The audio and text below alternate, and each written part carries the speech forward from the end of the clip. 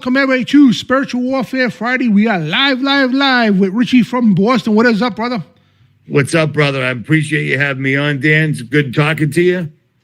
Let's get it done, man. Oh, heck yeah. So, I'm honored to have you on, man. And we were on your show, me and John Pounders. We were on your show not too long ago, and it's awesome stuff, man. So before we get going, guys, the show is called Nephilm. The simple title. I usually have like 10 words there, whatever, but just simple title of Nephilm.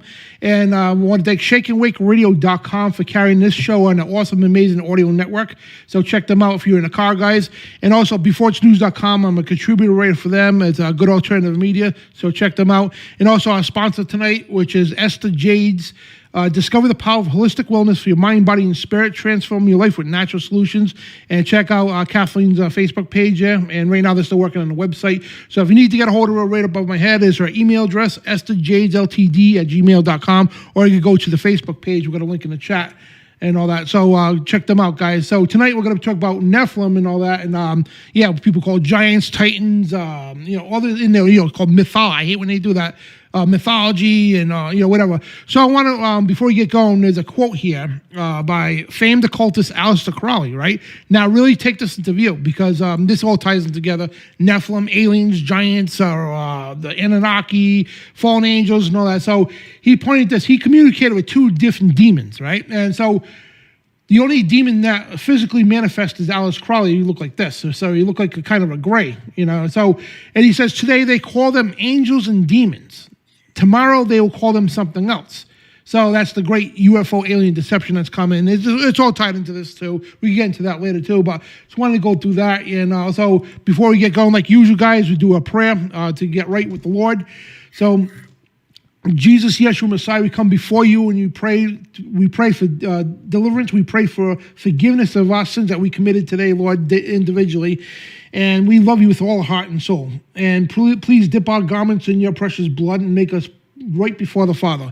And Father, we come before you and asking once again for the divine Holy Spirit to come upon us, to give us great discernment and information today, and to help me and Brother Richie here just reveal your word in the truth and history and everything that proves your word without a shadow of a doubt. And please protect us all from the forces of evil. And we love you so much with all our hearts and souls. Amen and amen. So let's get going, guys. And Richie, people should already know who you are, but if you want to give a quick introduction of yourself and we'll get rolling with this. A quick introduction of myself. That's a tough one, but I've been on YouTube for about 16 years. I'm the guy that actually told everybody that, and I said this completely accidentally in a live stream, and I was showing the paperwork. I said, these guys are actually going to pull this. And what I was talking about was the C-19 thing 6 months before it occurred. And I've also been in the newspaper going back and forth with CERN. I've been around a long time, and after about 8 years on the internet, I finally straight out came out with it and said, this is a battle between good and evil. And it seems that everything that we're dealing with is literally in the Bible. And it turns out it is. And the topic we're going to talk about tonight is one of the things I tried to use to disprove the Bible. And it ended up backfiring big time because on the very first page, it says there were giants in those days, and there also will be again the return of the Son of Man. Mm-hmm. So I figured this is easy. I'm just going to start looking up giants and I can put this whole thing to bed. And it turns out there is more proof, both physical and in historical records of giants than there is of evolution, climate change, and even, I don't know if I can say it on the radio, but C-19. Mm-hmm. The proof was literally everywhere, man, absolutely everywhere. So I've kind of made it my mission to try to prove it. And I've been in places like Lovelock Caves. Like I said before we went live, I was out in the middle of the desert. And like I said to you, this is where you pack up days worth of water and gasoline because you're out in the desert alone.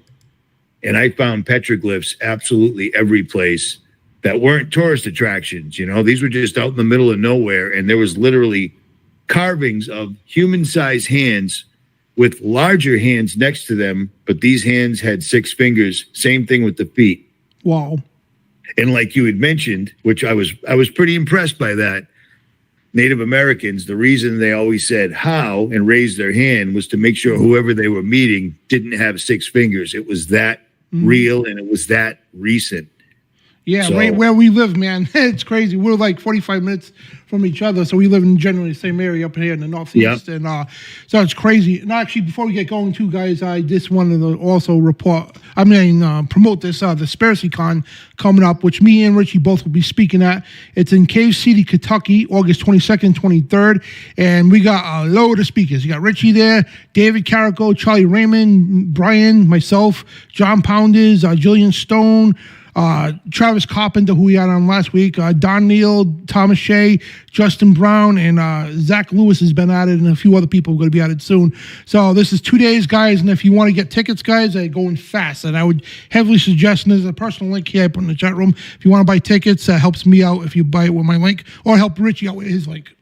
So if you listen to Richie's channel too, he's got his own personal link. So basically, every time we sell a ticket, a little of the proceeds go to our networks. Helps us out, helps Richie out, helps this show out as well. So we all appreciate you guys. Trust me. And so make it out there, guys, because I know people say, well, I'll go next time. We don't know if it's going to be next time.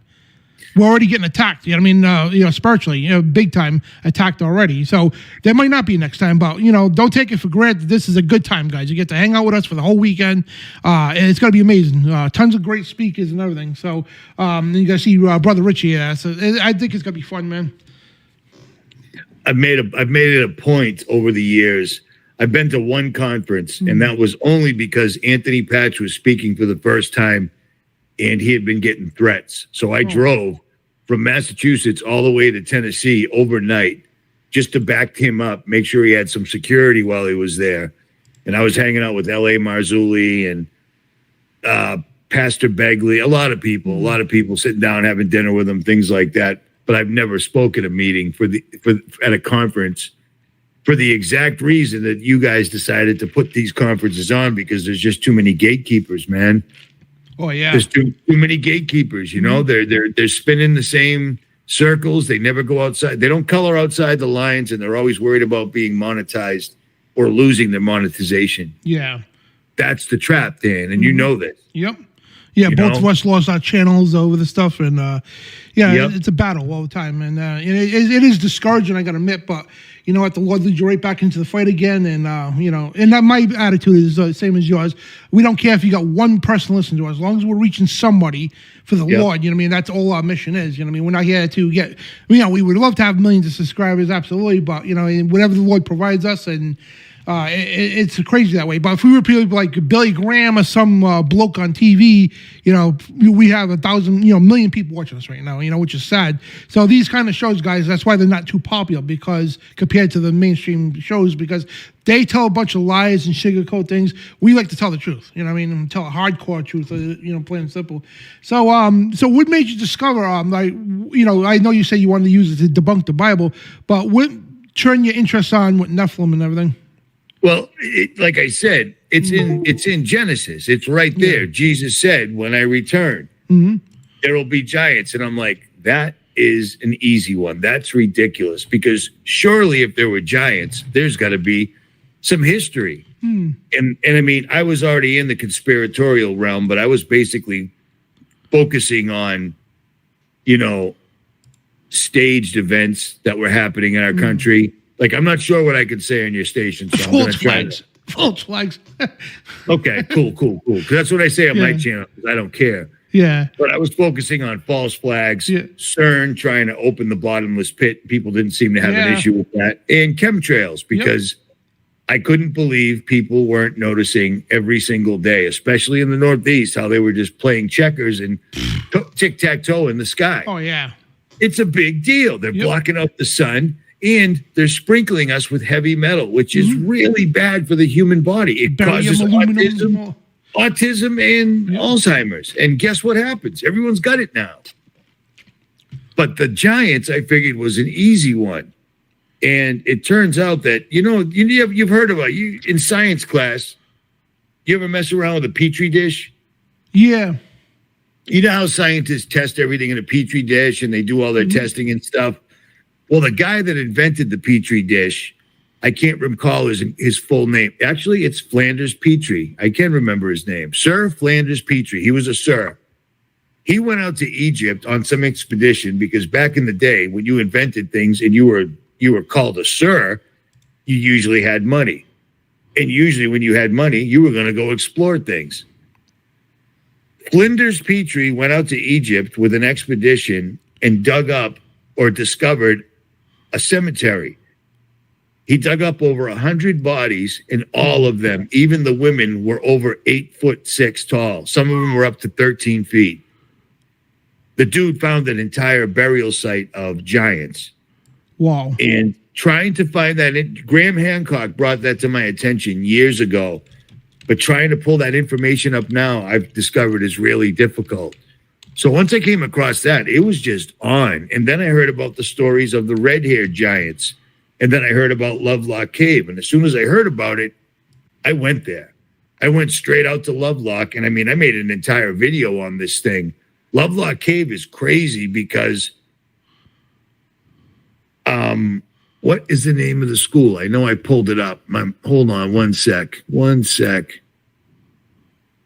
Did I lose it? I didn't. The University of California, Berkeley, went out to Lovelock Cave in 1929. And they dug this place up. And in their own paperwork, I'm looking at it right now. You can still pull it up. It's at berkeley.edu.record.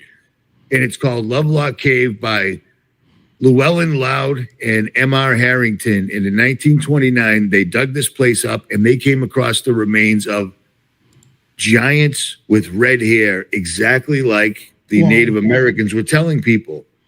You know what I mean? These dudes they literally found it and they recorded it, and people still deny it. So I went out to Lovelock Cave, I think it was last year. I was out in Area 51 and I was talking to my father, and he said, you know what's a good spot? Go out to Lovelock Cave and check that out. And I'm like, are you kidding me? Like my father's in the conspiratorial range? He refuses to acknowledge that the paperwork that he can read for himself says there were giants there. It's the terminology that the college used back in 1929. These dudes found the remnants that back up what the Bible was telling us about. It's just one location.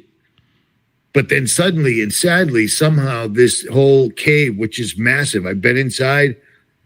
I mean, it was covered under millions and millions of pounds of guano or batshit, batshit crazy. Yeah. Yeah. Well, these guys were in there mining this because it was a commodity. Apparently using guano was good for fires or whatever they did back in the day. I don't know exactly. But when they were digging there, they started coming across massive battle axes, massive spears. And it turns out the Native Americans were dealing with these things all the time, these giants, because they would come out to their encampments and then just swipe somebody and they would eat them because they were cannibals, which is crazy, but it was true. And apparently the Native Americans had enough of these guys. All the different tribes, even the warring tribes that didn't get along, banded together and took on these giants and finally got them trapped in their cave, and then they burned them all alive, which is crazy, but it's a true story. And I can't think of the name of the Native Americans off the top of my head, but a couple of the tribes people whose elders passed these stories directly down to them wrote books on this, and it backs it all up. And then when you find this paperwork from UC Berkeley, because Americans don't believe anything unless a scientist has been there. Yeah. Well, here you go. UC Berkeley, 1929, basically backing up the very first couple of pages of the Bible. Boom. You know what I mean? Mm-hmm. Crazy, crazy stuff. Oh, it is crazy. And every day now, it seems like scientists discover blah, blah, and they say something that the Bible's already said thousands of years ago. So it's like, scientists are supposed to be these wise people, but they're just now catching up to what the Bible says. You know what I mean? Then they even sugarcoat that too. Well, it might just be the timing. It might just be the timing that we're in, because before we went live, you and I were postulating, we'll call it, on it really seems like time is speeding up. Yeah. And I'm hearing it from all my subscribers. You wake up, it's Monday, next thing you know, it's Friday night, and you got to go live with damn Dan. You know what I mean? Mm-hmm. It's crazy. But these giants were all over the place. Like I said, I tried to debunk this and it actually blew up in my face. it works out well. But I've been to the Great Serpent Mound. I was the first person to put drone footage of the Serpent Mound from the sky on the internet in 4K. And the strange thing is when I was there, you want me to tell the story? Sure. I went to the Serpent Mound in Ohio with my ex at the time. We took our dog. We made a couple of days of it because it's a long ride from Massachusetts. We went down there with the express idea to videotape this and put it on YouTube. Great content, mysterious, a giant snake that nobody seems to care about. We get down there and we notice there's a bunch of Native Americans and they're full blown. They got headdresses on, feathers. These guys look like cowboys and Indians. You know what I mean? And bear in mind, I got about 10% Blackfoot Indian in me. So I'm not saying anything racial for those people that don't know what sticks and stones will break my bones. They've never heard of that.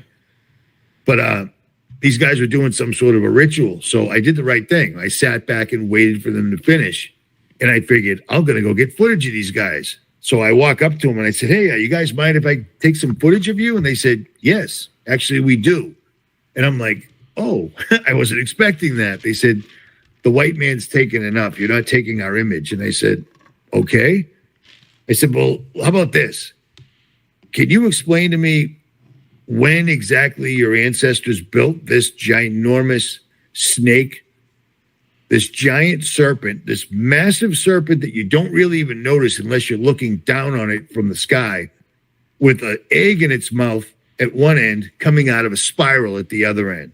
And this thing is absolutely massive, and every coil of this giant serpent points at a constellation perfectly. So this is a crazy thing. This is actually like a Stonehenge type thing, because it's pointing at all the stars. The snake is holding the primordial egg in its mouth, and it's coming out of a spiral. And the Native Americans are like, we didn't build this, dude. This was here. The people that built this were buried under this until the white man came and dug them up and carried them away. And I said, what do you mean? What kind of people? He looked at me like I was crazy, and he said, they were giants. And they were almost as bad as the white people. And I'm saying that because that's what he said. These guys really did not like us. And I'm like, dude, I didn't do anything to you, but I did understand where they were coming from. Yeah. But they specifically told me all these mounds all over the country are burial sites. And we've heard this from people that bought property and discovered a mound on their property accidentally. And they find things like, 8-foot long, 99.9% pure copper battle axes. A 9-foot long axe, dude, that's big. How would you swing an axe that's bigger than an average man by a lot? and how would you make it out of 99.9% copper? That's pure, dude. You know what I'm saying? Yeah, man, that's crazy. And even to me as a powerlifter, I mean, I couldn't imagine swinging something like that. That must weigh like 400 or 500 pounds, I think. And they find them all the time. And out in Europe, they got museums with these weapons in them, like ancient weapons that are, the swords are taller than a 7-foot person. It's crazy, man. Yep, it's crazy. It's crazy, but it's all over the place, and they still deny it. They denied Noah's Ark for the longest time, even though Turkey came out years ago when Ron Wyatt first found it. Mm-hmm. And now they're saying that they found it. You know what I mean? Suddenly the mainstream's talking about, we found Noah's Ark in Turkey. And it's like, I made a video on that 12 years ago when Ron Wyatt found it.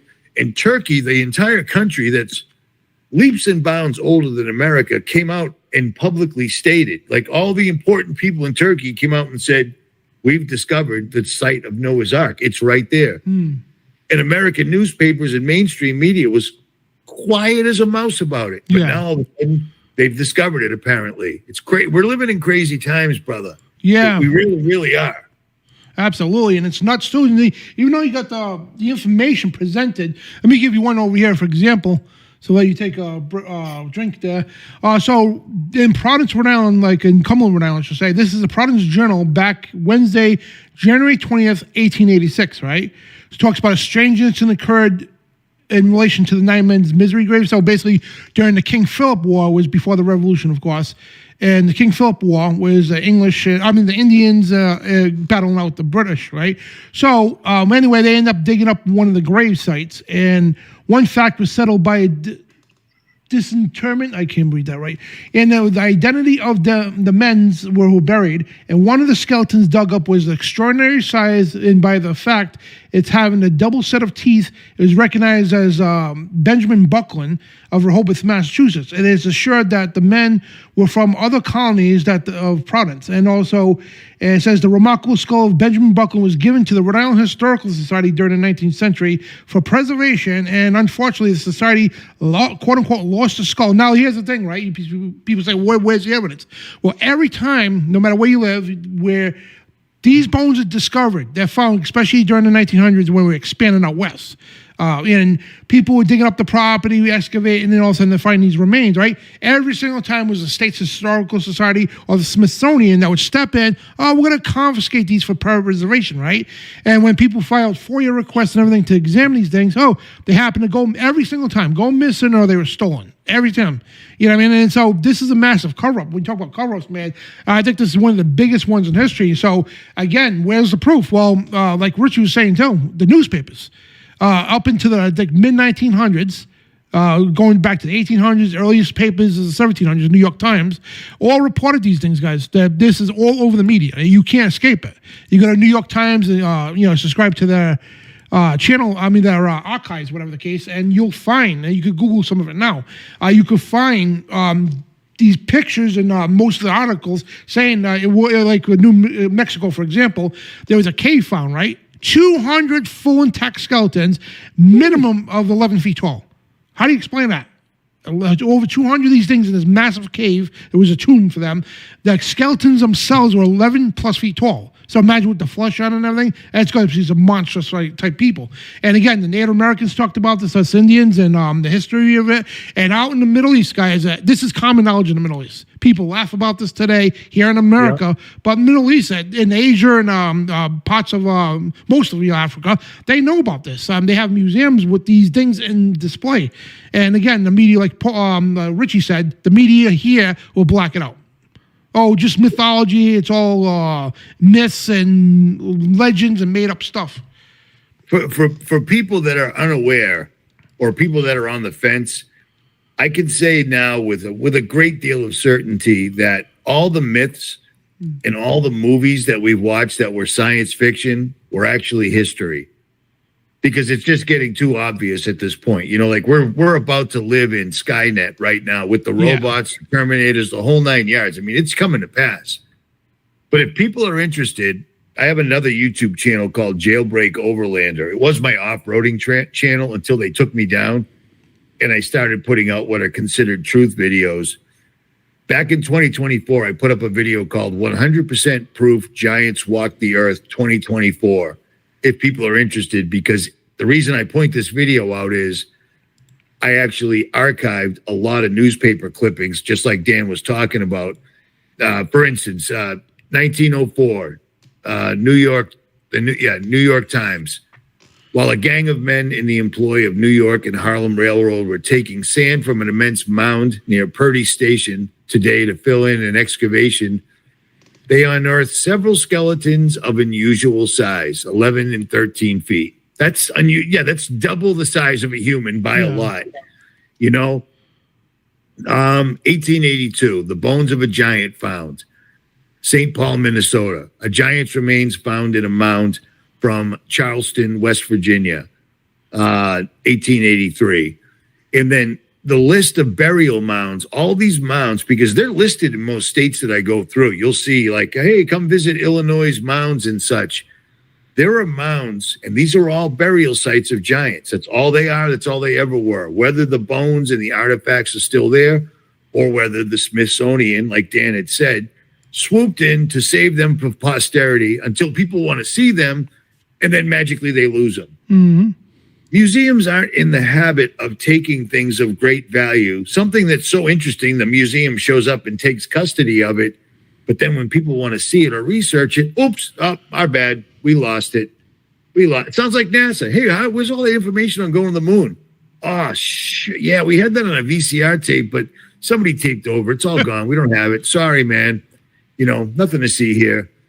But for those that are interested, there's literally mounds in Chickasaw County, Mississippi, Champaign County, Ohio, Charleston, West Virginia, LaSalle Parish in Louisiana, Logan County, Ohio, Moundsville, West Virginia, Claiborne, Mississippi, and the list goes on and on and on.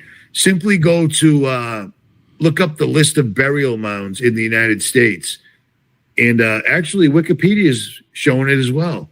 And it goes on. Every single state has these. And like Dan was saying before we went live, we've got an American Stonehenge up in New Hampshire that I went and saw a few years back.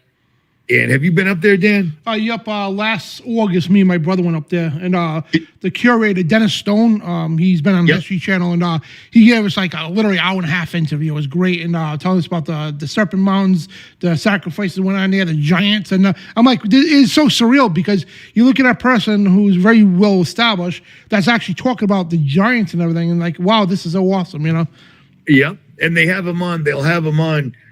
They'll interview him on legitimate, public mainstream media. I wish we didn't have to say that, but we do. They'll have him on the History Channel, and they'll cut out things that he would say to you and I live. But he straight told me there's that one slab. It's kind of like a dug in the ground where there's stones going around. Like it looks like an underground tent type thing, but the stone that's on top of it must be 15, 16 tons, and it's flat as a board. There is no way that farmers back in Civil War days took time like, hey, let me make this because I got nothing better to do. I don't have to tend to my horses or my chickens or my farm or anything. I'm just going to figure out a way to machine a giant rock perfectly flat and then move it. This was stuff that was done by giants. The relics are all over the place, and we've got them all over the Northeast, but the United States has them everywhere. But in the Northeast, like you were saying before we went live, they're right in plain sight. They just call it something that it's not. The Viking Tower. Oh, that's just nothing. Vikings did that. Well, you said the Vikings didn't come here. Well, they came here to do this, then they left. Yeah. Otherwise, Christopher Columbus has discovered this whole place. Yeah, and they contradict themselves to try to cover their lies, Yep. And then if we retort and show the information, they just call us disinfo or misinfo or whatever's in style. Or at the time, the tinfoil hat, conspiracy theorists, Yeah, it's actually aluminum foil. You can't get tinfoil anymore, but whatever. It's just nuts, man. And like stuff that's right in our face. And anybody who lives in New England, just go look around. That's all you have to say about that. Just go look around. This stuff's in the woods. It's all over the place. I mean, like tons of it. And the proof is substantial because, again, you go to the newspapers, and it's weird. Like I said, the mid-1900s, I think you were saying something about that too. Up into the mid-1900s, all of a sudden the mainstream media stopped talking about this. Why is that? I think we made a correlation because you can't not notice it. Yeah. But 1947, a lot of weird things happened. And like I said, in that video, I compiled a bunch of newspaper clippings that used to be fairly easy to get a hold of. It's getting more and more difficult. And with the rise of AI, anything that contradicts their satanic agenda or anything that contradicts evolution, because giants do two things. They prove the Bible's real and they prove evolution's a complete hoax. So that's why they can't have it. But in 1947, we had major events like the Rockefellers or the Rothschilds, purchasing Israel and handing it over for a 99-year lease, which has come to pass. That lease is over now, which is kind of funny because they seem to be duking it out over there right now, but I won't get into that. But in 1947, all these newspaper clippings that were happening daily all over the United States, farmers were tilling their land, just living their lives, and they'd come across a 6-foot-long femur bone of a human. A 6-foot-long bone, dude. And again, the Smithsonian would swoop in and take it away, and then if you wanted to see it, it was lost. Sorry, we don't have it. Somebody stole it or whatever. You know what always got me, Richie? This is and this really aggravated the heck out of me, right? So even when I didn't know too much better, but scientists would discover a couple fragments of a bone, right? And somehow, some way, they turn it into a giant, like Tyrannosaurus Rex, right? Yeah. But yet, they want us to believe that. But when they discover full intact skeletons, and that's only mythology. So we got proof of this, and they don't. You know what I mean? And I'm not saying dinosaurs are real now, whatever the case, but you know what I mean? It's so fascinating and stupid because at the same time, here's a couple little bones, and somehow they turn into a giant T-Rex in the museum. But the big giant bones of humans, they don't exist, even though they're in the ground. You know? It doesn't play into their agenda. Yeah. You know, I got to say that, you know, like just as in the days of Noah, so will be it when the Son of Man returns. We're in those days where they're messing with DNA. We don't even know what these guys have ready to unleash. I already know they've got armies of robots because they're releasing robots that we could actually buy now that are insane. And every day they're getting 3, 4, 5 times better than they were the day before. That tells me they've already got them ready. And for some reason, they're speeding up the agenda. They're releasing them left, right, and center. But what else do they have underground? You know, it's funny that the ancient Egyptians were the only ones that buried their people a certain way in the form of a mummy. And 2,500 years after you discovered this mummy, their DNA is still viable because of the way they were prepared and wrapped, like they knew what was coming. Like one of these days, they're going to be able to resurrect us using science, you know, or fallen angel technology. Going back to 1947, not only did the newspapers suddenly come to a screeching halt, no more talks about giants, Israel becomes a state and turns the Middle East upside down. Also, 1947 is when we first had things like Roswell show up, where Jack Parsons, L. Ron Hubbard, and Aleister Crowley decided to do Babylon working out in the middle of the desert, tear the veil, and then not close the door on the way out. You know what I mean? The next thing you know, we've got UFOs, which are just, again, fallen angels just flying around and doing what they're doing. You know, they'll, just like Aleister said, they call them angels and demons now. Soon they'll call them something else. Well, it's soon. Here we are. Yep. Crazy timing, man. 1947 was a big turning point, apparently, but. And right, you know, mysteriously too, which started in 1945, Operation Paperclip, where our government recruited Nazi scientists and SS officers, which turned into the CIA eventually. But I mean, like, it's not a coincidence. You know, I mean, Operation Paperclip, all of a sudden, and they did the same thing the Germans did. They called it the German Union at the time, that, you know, before Nazi Germany, back the days of the Illuminati, they formed a thing called the German Union. So what it was is to infiltrate all the mainstream at the time. And at the time, there was no TV or radio, but they hired their own authors, newspaper editors that would put out propaganda in the newspaper. So Hitler took, you know, his minister of propaganda, Joseph Goebbels, they were occultists, you know what I mean? So they took the same exact stuff and, started using propaganda in the media.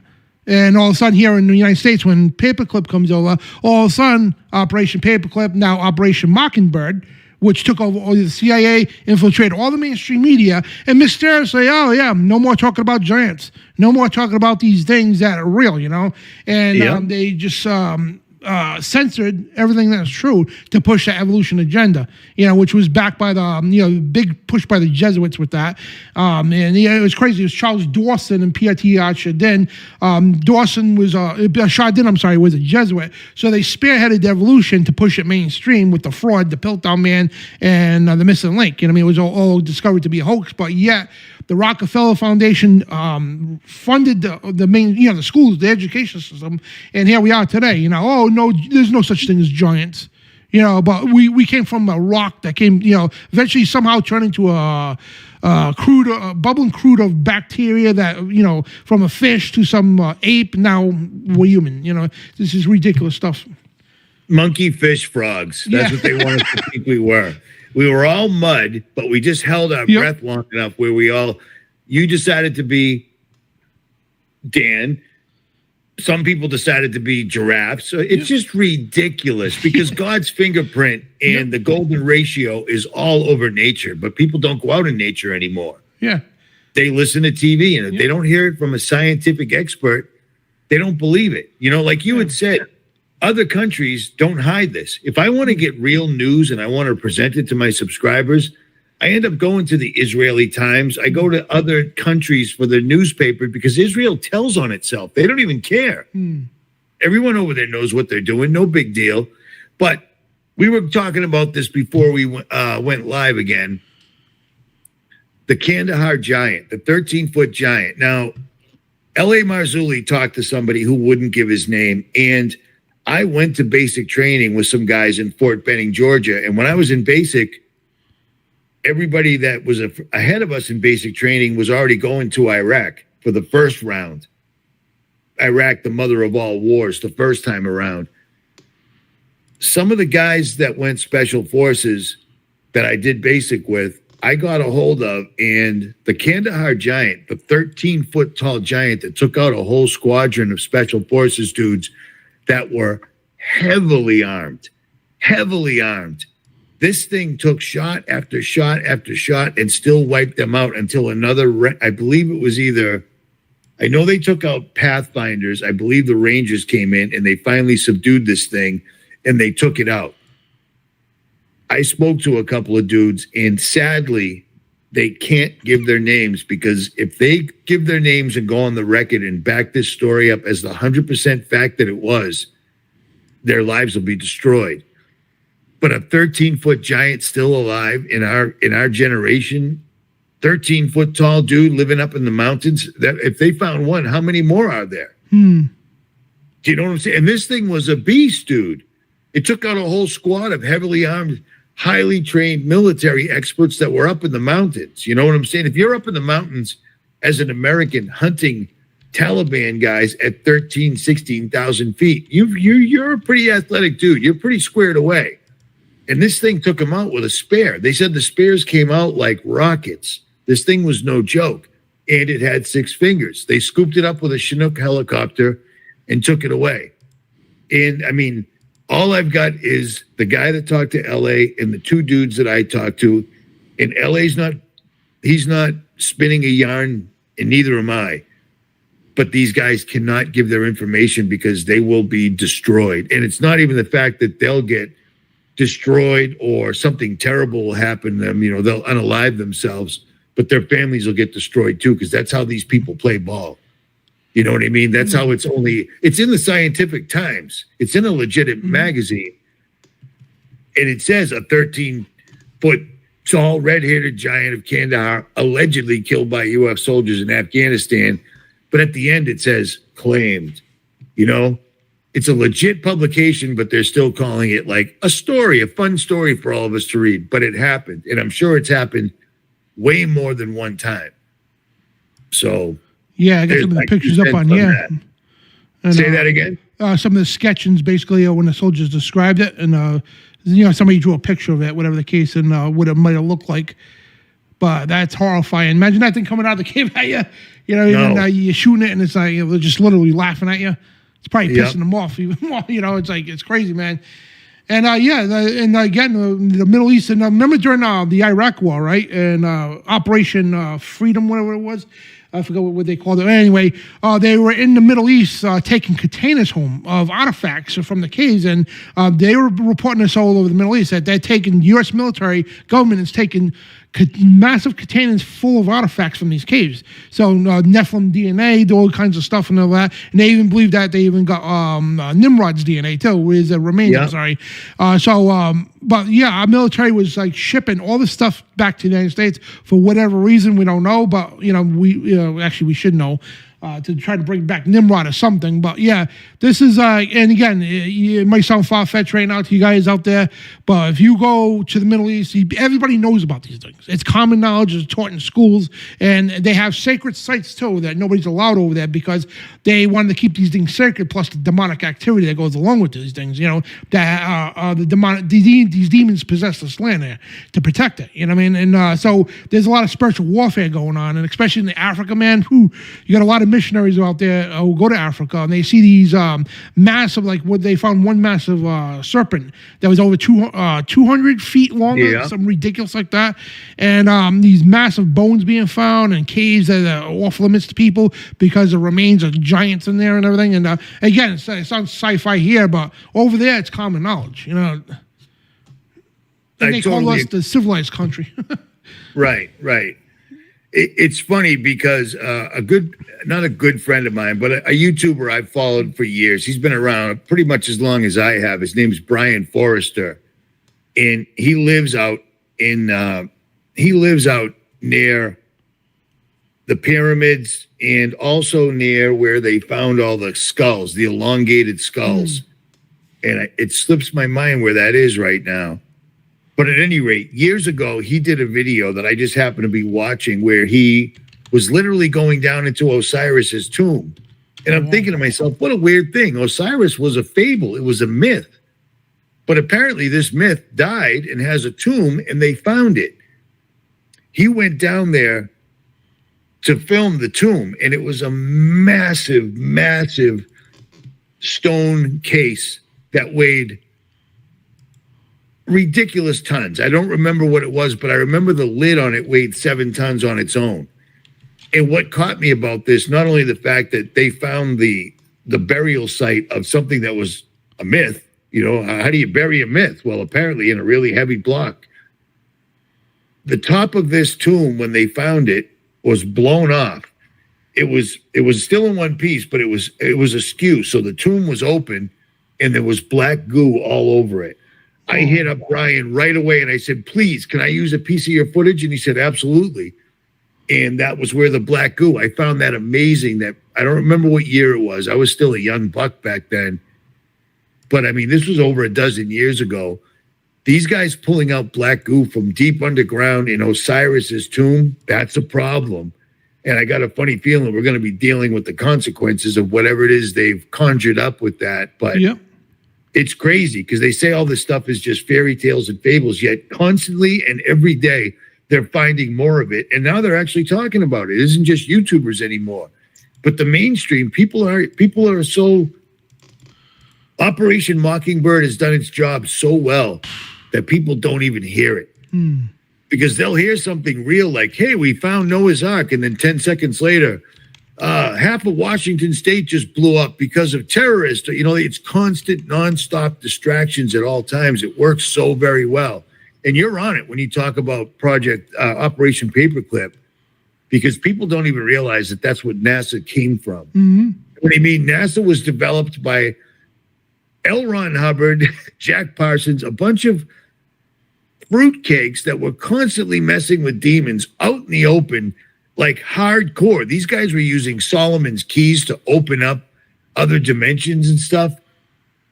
And then all of a sudden, these are the guys that are showing us how to go to the moon and such. And then they bring in a whole gaggle of hardcore Nazi scientists that actually committed atrocities that we hear so much about.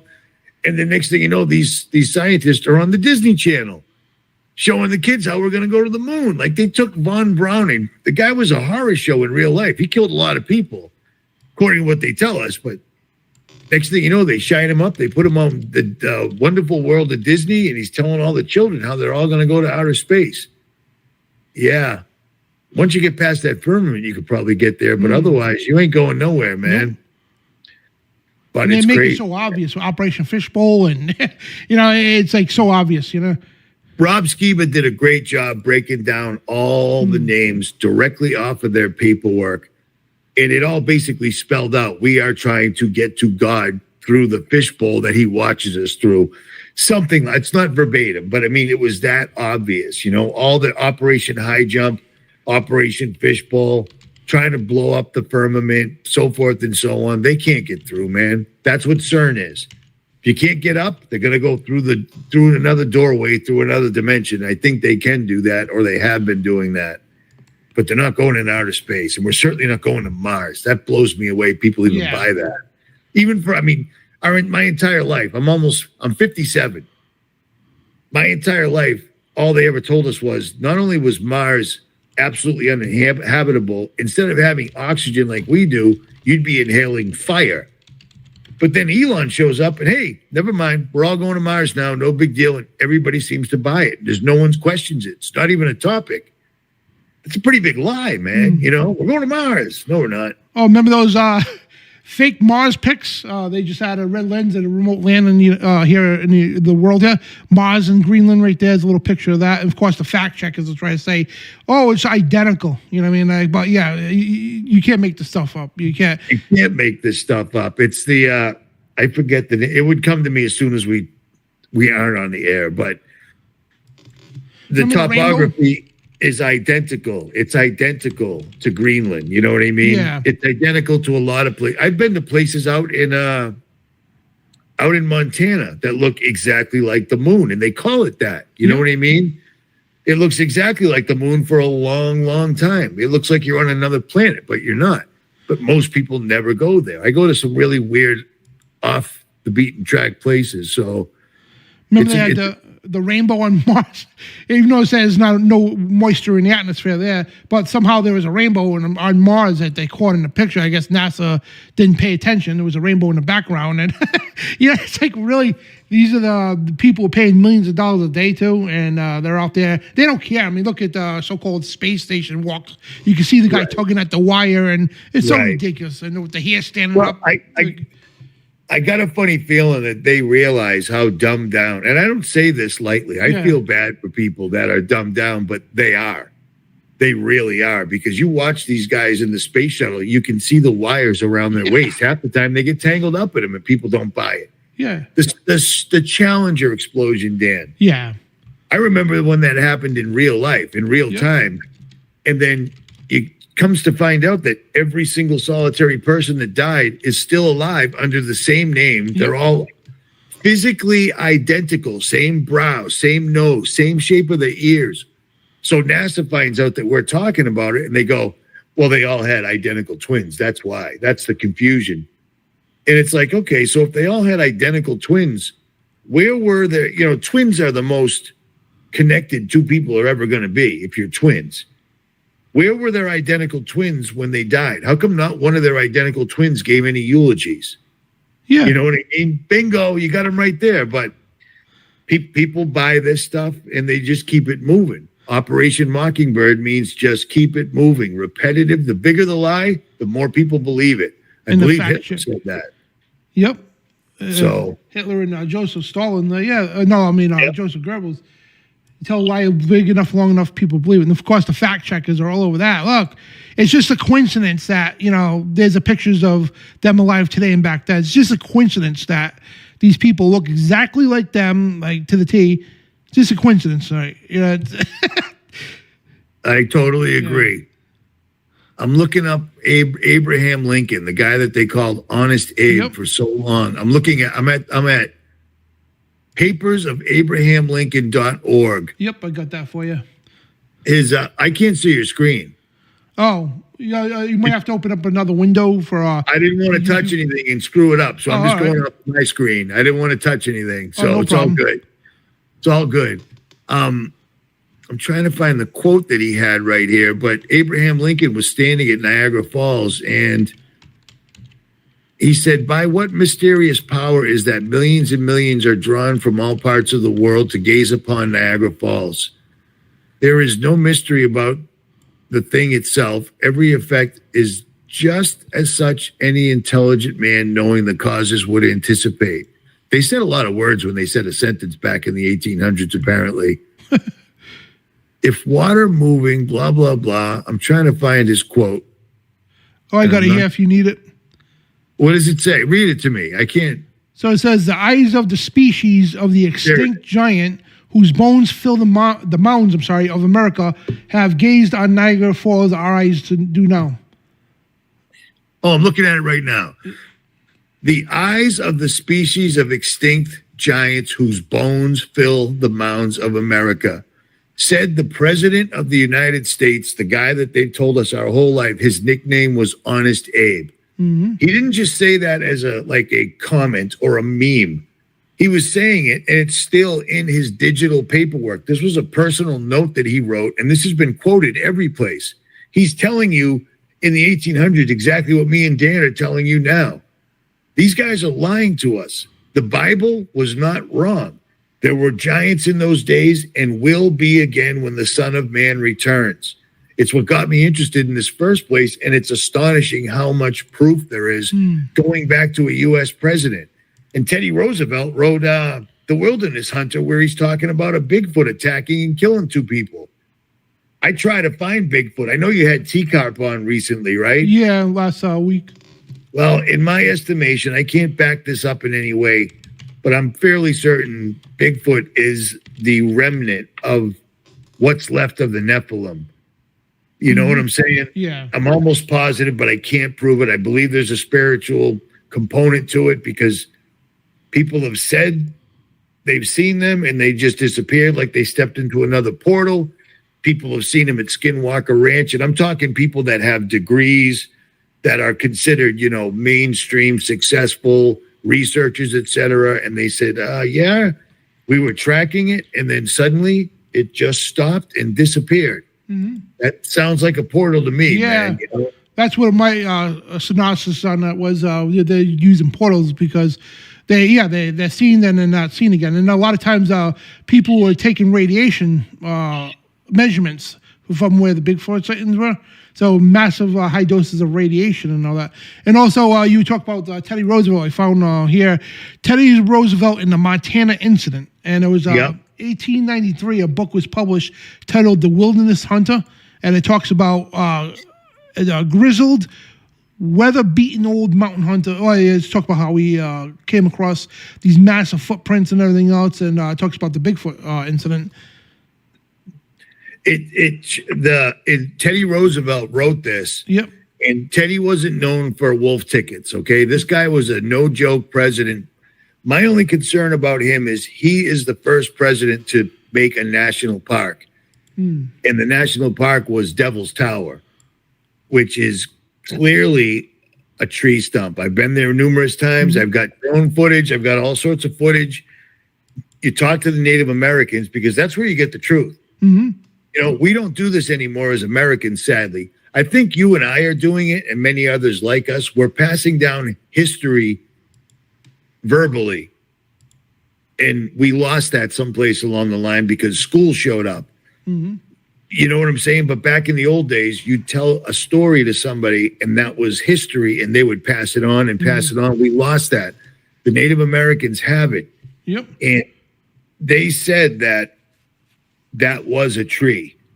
And if you look at it, it's the base of a truly massive tree. And they kind of are all over the world. Yeah. I've done a few videos on that as well. Pretty extensive videos. There's a picture here of these giant steps in one of the videos you sent me, the 100% proof giants walk the earth. So I was watching some of this while you were talking, and I came across, they were showing these giant steps and everything else. And how do you make that? And those giant statues and the doors, too. You can see I'm looking at it, too. It's amazing. Yeah, well, I mean, look at some of the ancient structures in Egypt. Yeah. Why would you go through all the trouble to make, and these are even in Mexico and Venezuela and other countries where the people are traditionally, 5 foot tall. Why would they make steps that are 12 foot tall? Yeah. 24 foot deep? These are from massive people because they were here. The Bible and the Book of Enoch describe people that are of immeasurable height. Like we're talking about people that are hundreds of feet tall. That blows my mind. Yeah. But when you look at some of these structures, it makes sense. Like that pyramid, I can't remember exactly where it's from. This will happen to all you guys listening when you get to be my age. You'll forget what you're talking about as you're doing it. But there's the one where the serpent comes down when the sun rises or sets at a certain time of the year. A serpent's shadow literally comes down. Dude, how would you even engineer that? Seriously, how would a mortal man with carving with chisels and wooden hammers figure out how to make a pyramid that at a certain time of the summer solstice, the sun creates a shadow of a snake literally coming down the stairs? You can't do that, dude. I ain't buying it for a million years. And also that was an enormous human ritual site where they would just tear out the hearts of virgins and strong young men by the hundreds and hundreds and hundreds. Kublai Khan, that's the name of it. Kublai Khan? I think so. Yeah, I think so. But it's very similar to the stairs you're talking about, and those are all over the world. Everything we know is a lie. It's just crazy. And the more you try to expose it, the more they make your life uncomfortable. They really do. They can affect you with unseen forces, whether it's spiritual or technical, ELF and things of that nature. Yeah, it's crazy. And also speaking of Egypt too, remember that it was 2000 2023, 4 years ago, they had that huge parade. And here's a crazy thing, right? Forever, right? You were not allowed near pyramids at all to dig up things. If you're an archaeologist, you had to get a special permit. So now, lately, they've been, for the last few years anyway, they've been allowing people to get permits to go dig up the remains. And also when they dig up the remains, they've been putting in they got a huge museum now in Egypt, a massive one, right? And they're displaying all this stuff. But back 4 years ago, they had this giant parade in Egypt there, demonstrating the mummies all in cars. There was a giant parade, and they had these like satanic, literally rituals that they were doing right on TV. And it was a massive celebration. And out of nowhere, again, the new museum they got in Egypt, they're allowing people now to excavate these tombs that were forbidden for many years to dig up the remains, and they're putting them in display on the world to see. It's the biggest museum in the world right now. And that's crazy. Send me a link if you come across that. All right. That's crazy. I didn't know about that. I did want to mention this because this is on the same vein, if you don't mind. But when we hit Iraq the second time around, this was after Saddam Hussein said that he was the reincarnation of Nebuchadnezzar. Yeah. Yep. I can verify this because there's been a lot of rumors about we only went after the museum. That's a fact. People didn't even know why. And the soldiers that went in there and cleaned out the museum took very specific items. So they had orders and they had an inventory list. And I think since that war has occurred, we have seen a dramatic rise in technology, like holograms that you can actually touch. That doesn't even make any sense. That blows my mind. A hologram that you can touch. I can understand a hologram. We've been seeing them since Star Wars when I was 9 years old. But a hologram that you can touch, that's insane technology. Yeah. You know what I'm saying? It's just crazy. Crazy stuff's going on right now. Oh, it really is. It really is. And it all stems back to this. The Bible wasn't wrong. The Bible makes more and more sense every day that goes by, the more I read it.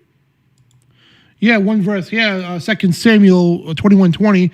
And it says, "And there were yet a battle in Gath, where a man of great stature that had on every hand 6 fingers, and every foot he had 6 toes, and 4 and 20 in number, and he also was born to the giant."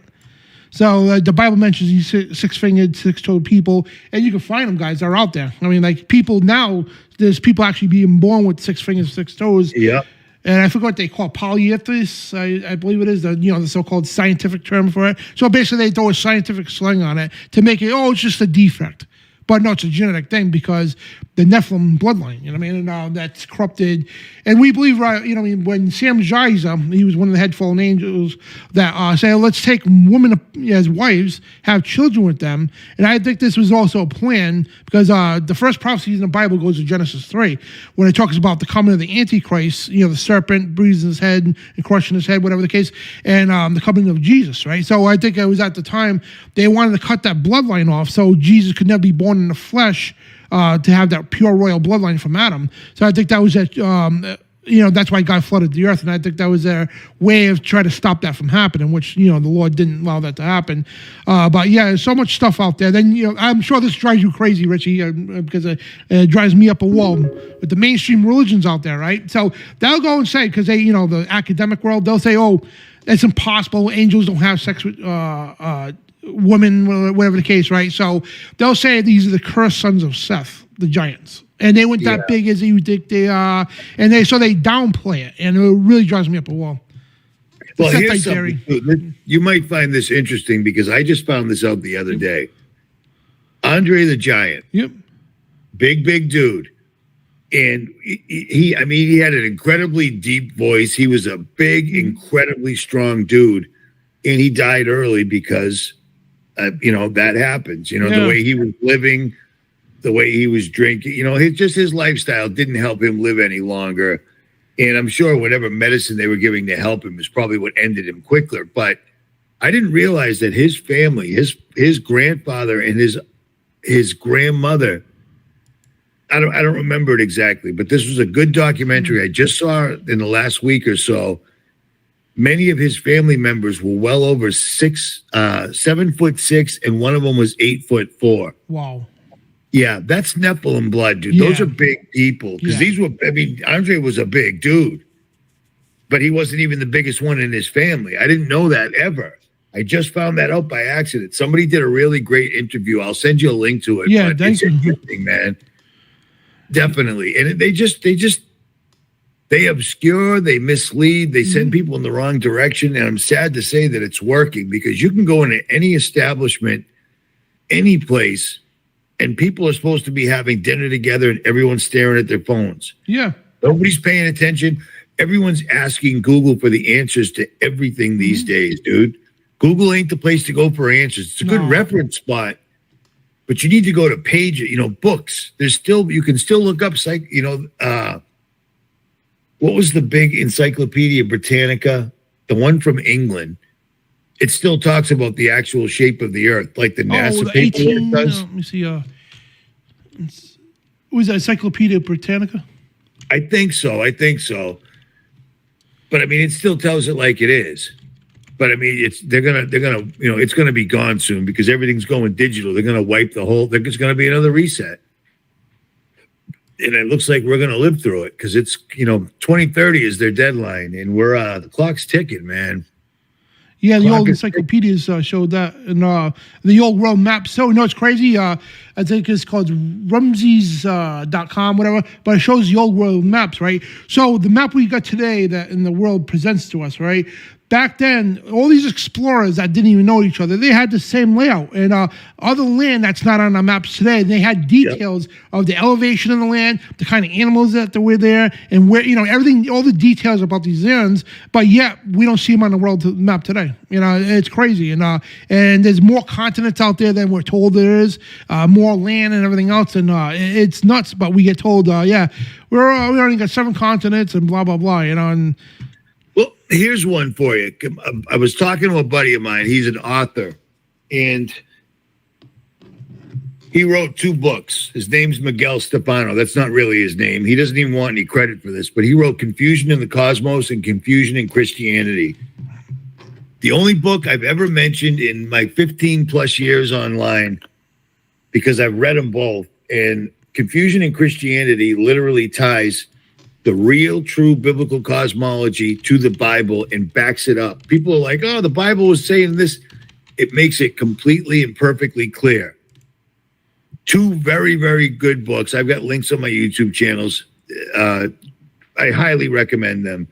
But I was talking to the author the other night, and the subject of dinosaurs came up, and he said, every biblical text, every country's lineage goes back to stories of dragons. And he said, I'm fairly certain the dinosaurs they're finding are simply the bones of dragons. And I said, well, that's probably the case, but I can't help but thinking that they were messing with the genes of every living thing. And they were just making what we see. You see a 3-horned chameleon. It's a 6-inch long lizard that looks like a dinosaur. But if you could mess with its genes and make it massive, I guess it would be a stegosaurus or triceratops or something like that. But it could be dragons, Dan, the bones we were talking about, because I found dinosaur footprints out in Moab, out in Utah. They're in stone, and you can follow them. Huge. It's either they're dinosaur or they're the tracks of demons, one of the two. Because Moab, Utah, out west, those deserts aren't very friendly places. Everything out there is trying to kill you. I don't know where I was going with that. Well, yeah, the word dinosaur, people don't understand. It was invented in 1841 by a British autonomist. But yeah, all the ancient cultures call them dragons. The Bible calls them dragons, right. And of course, what they did, the modern world, they made these mythical, fire-breathing dragons, whatever, to try to downplay that. So if you mention the word dragon, they think it's some cartoon thing or whatever. Right. But yeah, that's what they called these massive creatures. Were called giants. And also, you got to understand too, guys, when Genesis talks about this, right? God said all flesh on the earth was corrupt. these things like these Nephilm, these fallen angels, they genetically corrupted even the animals. So there was tons of animals that were not part of God's creation. So people say, oh, how could God put all these animals on the ark and all this other stuff?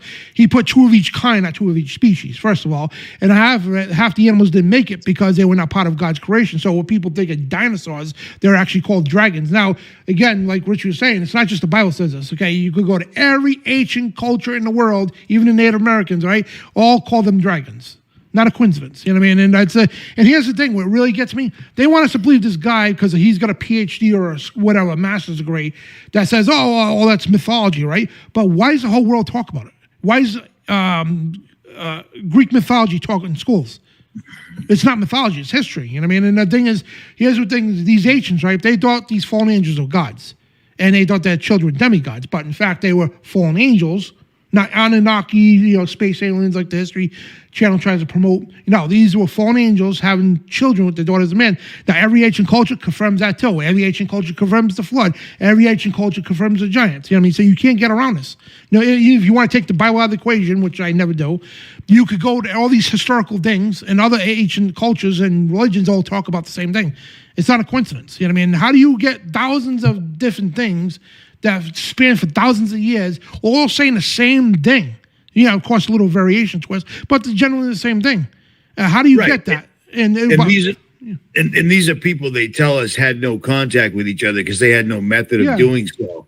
Yet they're all building the same pyramidal structures in the South America as they are out in Egypt. They're all writing the same exact stories. The Asian, China, the Far East were all writing about dragons. I mean, it's a huge part of their cultures to this very day. Mm-hmm. You know what I'm saying? And recently, I mean, I was just talking about, I think it was to the same author the other night. Do you recall about maybe 8-10 years ago up on YouTube, this video showed up from some dude that was hiking in the Himalayas or something, and he came across a cave with an actual dragon in it? Did you see that? No, I thought you were gonna go with the giant walking on the mountains, but no, I never seen it. I can't find it, bro. I can't find it, but I saw it and it looked real. The guy seemed real, and this was before deep fakes and CGI and all that other stuff. Yeah. It's great. But they just give it another name, and just like Crowley said, man, you hit it on the head when we started this show. Crowley said they're just going to call it something different. It's always been here. It's not from outer space. It's not interstellar. It's interdimensional, which means it's coming from the heavens or the opposite of the heavens.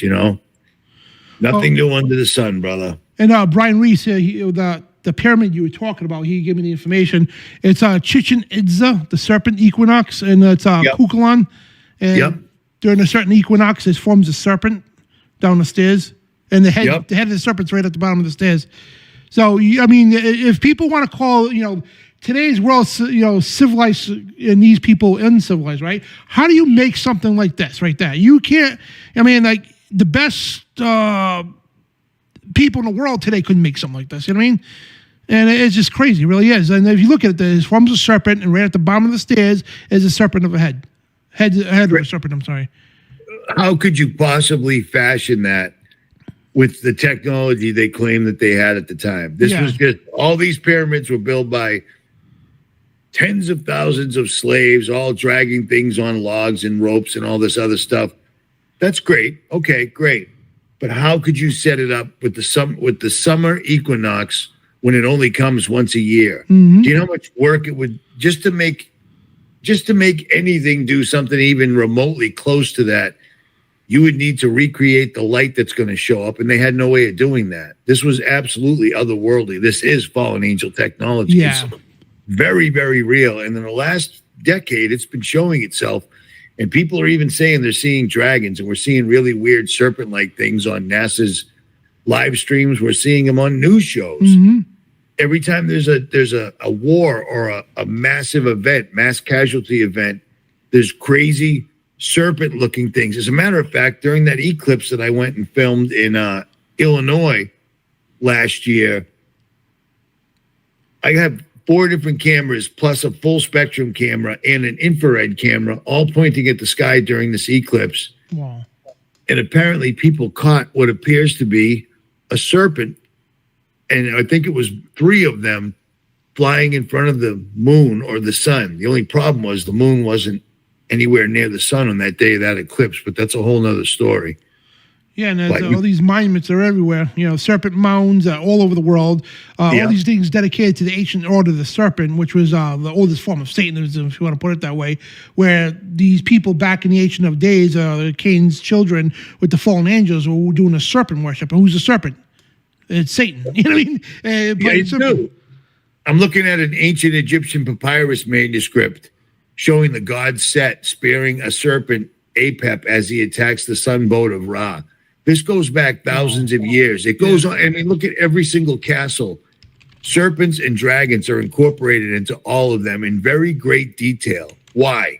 If it's just a myth, why? When did the myth start? Because these were thousands of years ago, but they're still a myth. I mean, it doesn't make any sense. This stuff actually happened. It's insane. The 9-Dragon Wall in Beihai Park in Beijing is a great example. Wow. I mean, these guys went through great pains to recreate these things. Mythical Dragon, 1806, Frederick Johann Justin Bertucci, the mythical creature dragon. This is a crazy looking dragon, man. Doesn't even make any sense, but I mean, someone wouldn't just make this up unless they had seen it. And then the ones you see carved in stone and such, you carve things that you see. Mm-hmm. Carving something in the stone is a lot of work. It isn't like drawing or using editing software. So I think they were doing this for posterity. Yeah. You know what I mean? Like, I saw this. If you see one, go the other way type thing. Now, you went right in Egypt here is pretty interesting because they got a serpent with legs. Right. So it kind of reminds you of Genesis because Yep. People mock, how a talking serpent, that's ridiculous. The serpent, according to the Bible, didn't always crawl on its belly because God cursed it on its belly. Cursed him. Thank you. I haven't heard that in a while. Hey, you want to hear a funny story? Yeah. I got so many emails warning me about you and John. Yeah, same. Richie, don't get tangled up with them. Next thing you know, you'll be observing the Sabbath and not eating pork. And I'm like, yeah, I haven't done that in years anyways. Have you not been paying attention? Like, people find it ridiculous if you actually try and follow the 10 simple commandments God made. Yeah. I mean, I got to tell you that, I do, if a man thinks something bad, he's already committed murder. I still suffer from that, but I pray about it a lot, But you can't help what you think when you see a really attractive woman. Yeah. But I mean, I cannot eat pork. It makes perfect sense. Don't eat anything that eats its own feces. That just isn't a good dietary plan. And years ago, sure, it tasted good, but after a few minutes, my stomach didn't sit too well. You know what I mean? And so I was just, and then for some reason, like pork, and I think that was just Holy Spirit telling me, hey, don't eat this crap. And there's nothing nutritional about it. You know what I mean? It's just gross. Right. And here's the other fun thing about pork. Every cannibal tribe they've run into that they can translate, according to the cannibals, these people eat people. It's their thing. It's what they do. They said the closest thing in the world to human meat is pig. And I find it strange that when Jesus confronted Legion in that crazed man, they begged him and he threw them into a herd of swine that instantly jumped off a cliff and landed in the water. Pigs don't swim. Yeah. I guess maybe they can, but I don't know. Yeah, I don't eat pig because you ain't supposed to. I don't find it, I don't subscribe to any religion. I believe. Yeah, same here. I don't believe. I know Jesus Christ came here and died for our sins. Yeah. And I know his father handed down 10 commandments, and I try to follow them to my best of my ability. Same here. Period, man. And you get the dispensationalist churches out there. Oh, the commandments were abolished and nailed to the cross. Never says that. Jesus said, I will come here to uphold the law. Yep. Yeah, that's it. People look for any loopholes there are, man. It's just every excuse out there. It's like the mainstream Christians that make the biggest excuses, and when they should know the Bible too. Well, dude, look at you got certain people that are preachers that people are giving so much money to that they literally own fleets of private jets. Yeah, you know what I'm talking about. I'm not going to put his name out there, but I mean, there's more than one of them. All these prosperity preachers, people give them millions. Yeah. What are you thinking? I don't get it. I don't get what people are thinking. They're so easily swayed, or whatever tickles the ear. It's funny. I mention this a lot, right? If I had right now Chuck Schumer or any of these 700 clowns on the show right now today, I'd probably have about 3 million people in the chat room. Yeah. I probably already made about $14,000. You know what I mean? And, Yeah. And whatever money we do get. Now, by the way, thank you for the donation earlier, whoever donated. But the little money that we do get, we use for our purposes, for God's purposes, these shows, these ministries, and all that. But these people, it's crazy, right? And we have about a couple million people in the chat right now, and we would be getting flooded with money. That's not what it's about, But it's where these prosperity people, they want to feed you everything you want to hear. Like Bible ones, it's about these people. They tickle your ears, tell you everything you want to hear, and turn the word of God into a fable. And these people are just ridiculous, and they make us look bad because people, the person who's a little wise to this stuff, it's like, oh, all you Christians are the same. No, we're not, and I don't follow religion either. We're followers of Jesus Christ. It's a big difference between being a follower of Jesus Christ and being part of a religion. It's right. That's the biggest loophole that the atheists and everybody else come up with, is that religion. It's like, I don't follow a religion. Mm-hmm. I know Jesus. I used to believe in Jesus, but now I know Jesus Christ. Yeah. Period. That's it. That's it. And follow the commandments. I fast once a week, and I don't eat pork, and I observe the Sabbath to the best of my ability. I try not to even edit, because that's considered working. You know what I'm saying? But I'll tell you what, it's a lot easier to just be like those guys. It's a lot harder when you try to tell the truth, because you are mocked and ridiculed and censored. And they attack you on every level that makes it easy to live on this earth. And look what Paul, right? Paul, big time. Yeah, he won the disciples, because now people misinterpret this verse when it says, don't let people judge you for what you eat and the Sabbath and all that. He was talking to the apostles. He was talking to the believers. Don't let the world judge you for observing the Sabbath and sustaining from eating these unclean animals. They'll take that verse out of context and say it means you can do what you want, which is not true. You know what I mean? And I do. It's crazy, man, and how they misinterpret these Bible verses. When you read it in context, it clearly says, like they'll say, Paul says, the laws are abolished, right? But in the same verse, he's talking about the ordinances being nailed to the cross. The ordinances are not the laws, and they're not the commandments. It's a different thing. So it's a penalty. So then they go 3 verses down where it says, do we then abolish the law when it talks about grace? He goes, no, God forbid. We establish the law, and then the people don't want to read that part, I mean, people don't like to read the Bible. Yeah. They talk about it, but they don't actually read it. And that's the only reason I mentioned that book, Confusion in Christianity, because he handed it to me. He was a subscriber. I met him last year, and he said, you're actually in this book. And I'm like, oh, wow. So my ego's like, well, then I'm going to read it because I'm in it. So next thing you know, it turns out he was talking about the other book, Confusion in the Cosmos, 2 separate books. I read the 600-page book, and that book caused me to open my King James more than I've ever opened it on my own. And that right there made it worth every penny, period. Because if any book that can get me to open the Bible and understand the Bible in a more clear fashion, I'm all about it. And that's exactly what it did. It's exactly what it did, So... Yeah, it's crazy. The more you look into it, and then and the cool thing about the Bible, to prove the Bible, you could pick up, literally newspaper. We were just talking about that. You can look in real world events and go out there and explore yourself, and it just makes the Bible that much more true. And you were talking about earlier too, how you wanted to disprove the Bible to go use these things to disprove the Bible, and you end up finding out, oh wow, it is true. And that's what a lot of people do. They set out to debunk the Bible. And they end up becoming firm believers because the truth is in the pudding. It's true. It's true. Because I fell for the same story. I'm thinking to myself, how did a bunch of dudes 2,000 years ago write a book that's got anything to do with today? It doesn't make any sense to me. And when you open the King James, to be perfectly honest, it's very similar to reading a code book or a law book. It's hard to understand, because we don't speak like that anymore.